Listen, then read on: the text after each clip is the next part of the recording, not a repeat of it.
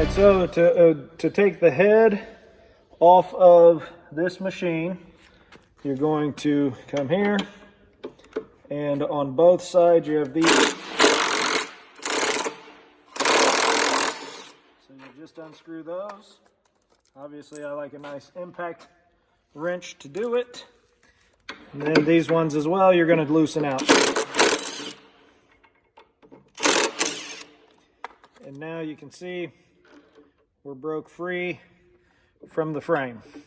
This can come out, but also can stay.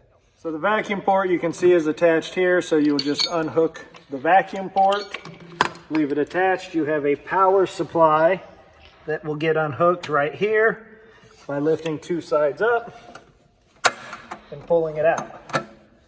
And then the water hose, you just push and pull at the same, push down on the attachment and pull on the water. You're just gonna get 3 bolts. I like a power drive to do it.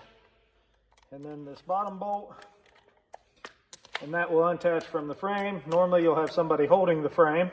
That way it don't fall back. Okay.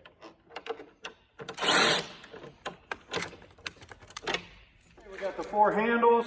We got the wire connectors out of the way.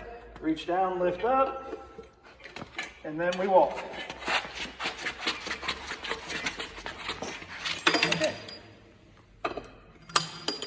That's how it moves.